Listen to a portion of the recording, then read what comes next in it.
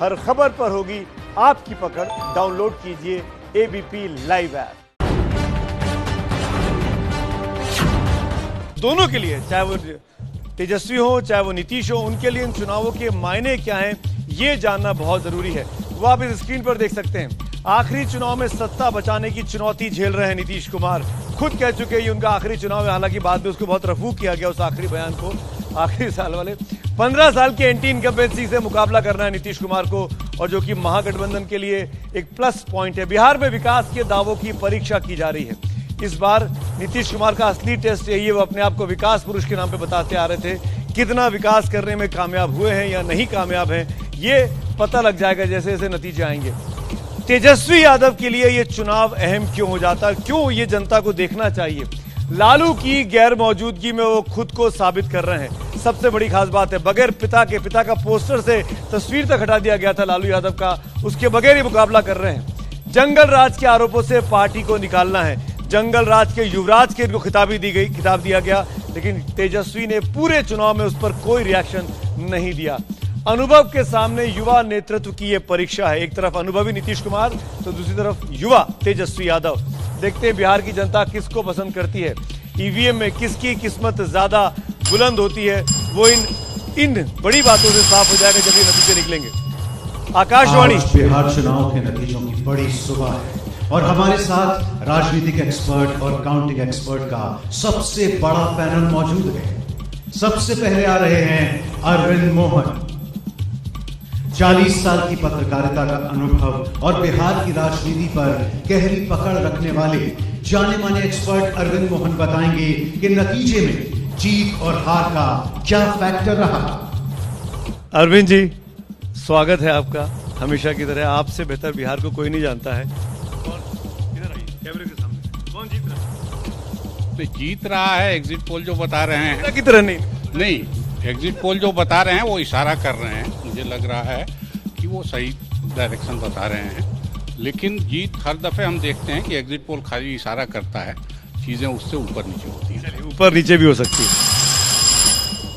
प्रदीप सिंह, मुंबई जनसत्ता के पूर्व संपादक प्रदीप सिंह, 36 साल की पत्रकारिता का अनुभव समेटे प्रदीप सिंह आज बताएंगे कि बीजेपी बिहार में वापसी कर पाएगी या नहीं।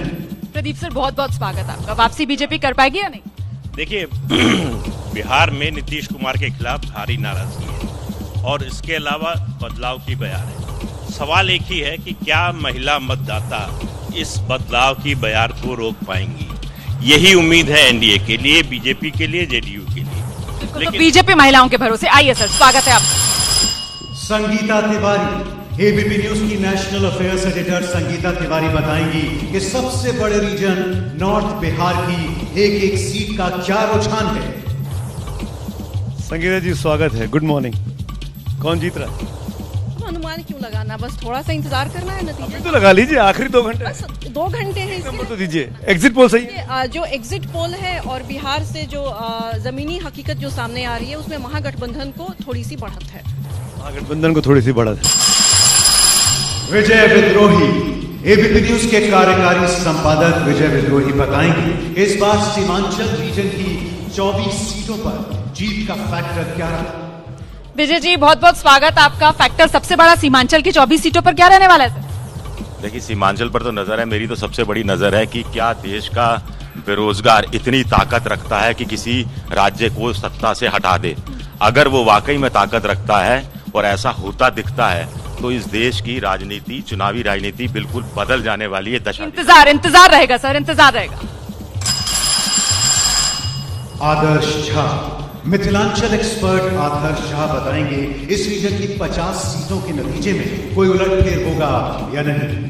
आदर्श, मिथिलांचल की सीटें कौन जिसकी? देखिए, मिथिलांचल की 50 सीटें हैं और बहुत महत्वपूर्ण हो जाती हैं, खास करके अगर पिछली बार का डेटा देखें तो वो चाहे आरजेडी की बात करें या फिर हम बात करें कांग्रेस की, और अब नजर बीजेपी की भी, क्योंकि मिथिलांचल को लेकर बहुत सारी घोषणाएं की गई थी। उसका नतीजा क्या होगा कुछ देर में, कौन जीत रहा है कुछ देर में पता चल जाएगा। लेकिन देखिए, मिथिलांचल की बातें बहुत सारी है, मांगे बहुत सारी है, सब सेफ खेल रहे हैं। रितेश नंदन, एबीपी न्यूज के रिसर्च हेड रितेश नंदन बताएंगे आंध्र प्रदेश रीजन की 27 सीटों पर इस बार क्या होने वाला है। तीर्थेश, आप तो खुद ही अंग प्रदेश से आते हैं, क्या होने वाला है इस बार 27 सीटों पर? ये आंध्र प्रदेश की एक विशेषता है, ये कतरनी चावल के नाम से जाना जाता है और इसकी फ्लेवर काफी मशहूर, खुशबूदार भी है। खुशबूदार है। तो इस किचन, आरजेडी अलायंस के किचन और बीजेपी के किचन से किसका वो एरोमा निकलेगा ये रिजल्ट बताएगा, लेकिन हमारे सर्वे के मुताबिक कह रहा है। चलिए हम लोग अपनी नाक तेज करके बैठते हैं, देखते हैं।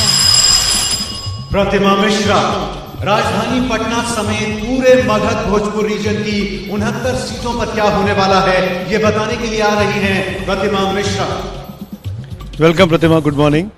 69 सीट्स मगध भोजपुर, आप तो वहाँ काफी दिन रह के आई हैं, क्या मुझे देखिए सबसे इम्पोर्टेंट मुझे ये देखना है कि चूंकि 11 जिले हैं इस रीजन के अंदर, प्रधानमंत्री मोदी ने अपने चुनावी प्रचार की शुरुआत इसी रीजन से की है, तो क्या होता है वो देखना इंटरेस्टिंग होगा। नंबर बताइए ना। इट्स डिफिकल्ट टू से। बद्री नारायण जाति के बिहार के नतीजों में क्या भूमिका रही ये समझाने आ रहे हैं राजनीतिक विश्लेषक बद्री नारायण। जाति के लिहाज से कोई नई लकीर खींचने वाला है क्या बिहार इस बार, बद्री जी? इस बार ये देखना है कि जिधर बड़ी जातियां गई हैं, खास करके महादलितों में और अति पिछड़ों में, क्या उधर ही छोटी जातियां गई हैं कि छोटी जातियों ने कोई अलग रास्ता अपनाया है। और ये भी देखना है कि किस तरह से जातियों का इधर से उधर जाना आना हुआ है इस चुनाव में। बिल्कुल, चुनावी राजनीति में जातियों की क्या भूमिका, इस पर नजर रहेगी। अभय दुबे राजनीति के आंकड़ों का विश्लेषण करने वाली संस्था CSDS के प्रोफेसर अभय दुबे बताएंगे कि तेजस्वी पहली बार सरकार बना पाएंगे या नहीं। वेलकम अभय सर, गुड मॉर्निंग। रात को आराम से नींद आई? चिंता तो नहीं थी कोई? नहीं, मुझे क्या चिंता, नेताओं को होगी। देखिए, तेजस्वी के लिए एक ऐसा मौका है, ये मौका अगर वो चूक गए तो फिर बहुत दिनों बाद मौका आएगा ये। तो अगर उन्होंने एक जो अंतर था उनके और एनडीए के बीच में, उसको खत्म किया है, मैं मानता हूं ये कहानी महागठबंधन के पीछे से आगे आने की कहानी है। बैठिए।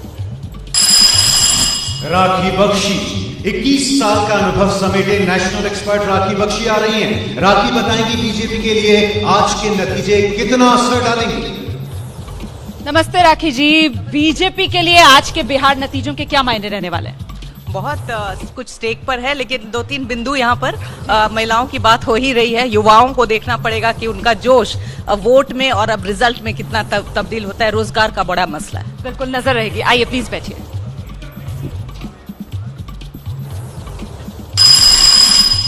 ऋषि मिश्रा 20 साल से देश में चुनाव पर नजर रखने वाले जाने माने चुनाव विशेषज्ञ ऋषि मिश्रा बताएंगे तेजस्वी फैक्टर कितना कामयाब रहा। ऋषि जी आइए, गुड मॉर्निंग। तेजस्वी फैक्टर कितना इंपॉर्टेंट है इस चुनाव में?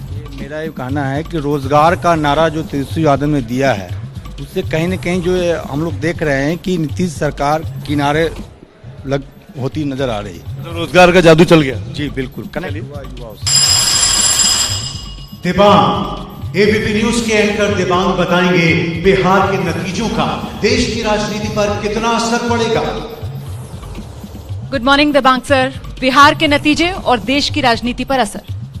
देखिए, ये देखना होगा कि जो लोकसभा चुनाव हुए हैं उसके बाद आप देख लीजिए जितने विधानसभा चुनाव हुए हैं, जिस तरह की हार हुई है बीजेपी की, क्या असर होगा। खासतौर पर पश्चिम बंगाल में बड़े चुनाव होने वाले हैं, मेरे ख्याल से वो बहुत रोचक होगा। मनोबल पर असर डालने वाला नतीजा रहने वाला है। राजकिशोर एबीपी न्यूज के एग्जीक्यूटिव एडिटर राजकिशोर बताएंगे किस रीजन के नतीजों में किस फैक्टर ने काम किया। गुड मॉर्निंग राज भाई, ये बताइए कौन जीत रहा है?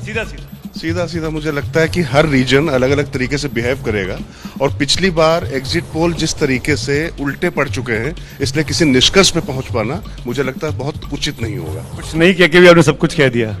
एग्जिट पोल पर भरोसा मत करिए। चंद्रचूड़ सिंह दिल्ली यूनिवर्सिटी में राजनीति के वरिष्ठ राजनीतिक विश्लेषक चंद्रचूड़ सिंह बताएंगे लगातार चौथी बार नीतीश फैक्टर काम कर रहा है या नहीं। एग्जिट पोल्स तो चंद्रचूड़ सर कह रहे हैं कि भाई नीतीश के लिए बड़ा गुस्सा है, तो इसकी वजह आपको क्या लग रही है? युवाओं की बहार है बिहार में। अब देखना ये पड़ेगा कि युवा किस तरीके से कहां तक मतदान करते हैं और किस दल को वो अपना मानते हैं, तो अब पता चल जाएगा थोड़ी देर। चलिए पता चल जाएगा सर, प्लीज आइए, स्वागत है आपका। रणवीर सिंह हिंदू कॉलेज के प्रोफेसर हैं और जेडीयू पर पैनी नजर रखते हैं।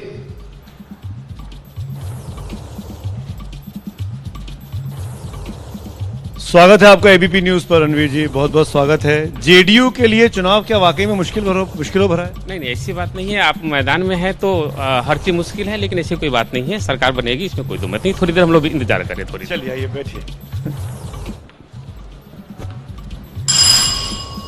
और अब आ रहे हैं कार्टूनिस्ट इरफान, जो बिहार के चुनाव नतीजों पर कार्टून के जरिए अपनी खास टिप्पणी करेंगे। इरफान साहब, बहुत बहुत स्वागत आपका। आपके लिए तो मुझे, आइए प्लीज आइए, मुझे लगता है कि कुछ चुटीला अंदाज आपने तैयार किया है इस बार के लिए। हाँ देखिए, अभी जिस तरह के माहौल दिख रहा है कि लगभग 100% लोगों ने कहा है कि नीतीश सरकार जा रही है जी। तो कौन सा ऐसा चमत्कार है जो उनको बचा पाएगा, वो देखने वाली बात हो। सर कलम संभाल लीजिए अब आप अपना। और अब एबीपी न्यूज रूम में स्वागत कीजिए दो खास मेहमानों का। सबसे पहले बिहार के सभी 38 जिलों में सुरीले अंदाज में गायकी करके लौटे बिग बॉस के फाइनलिस्ट और गायक दीपक ठाकुर।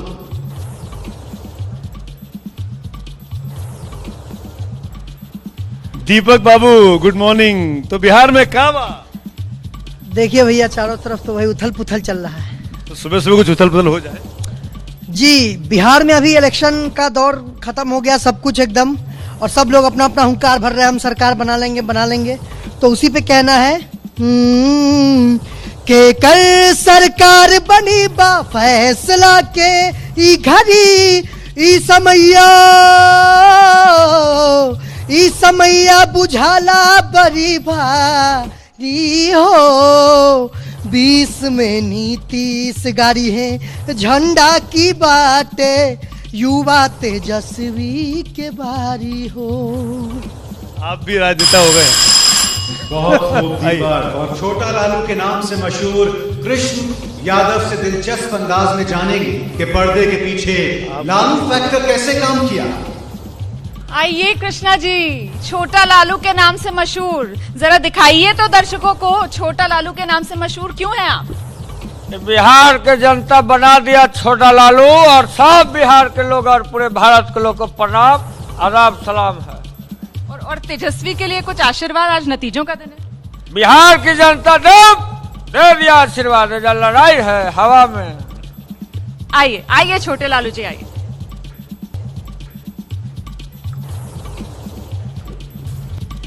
तो देखा आपने, तमाम खास मेहमान यहाँ पर मंच सज चुका है रुमाना के साथ। ये पूरा बड़ा पैनल आपके साथ इस वक्त एबीपी न्यूज पर आप देख पा रहे हैं, जिसमें दीपक ठाकुर भी हैं और कन्हैया भी हैं। तमाम लोग अपनी अपनी बात कहते रहेंगे, समझाते रहेंगे।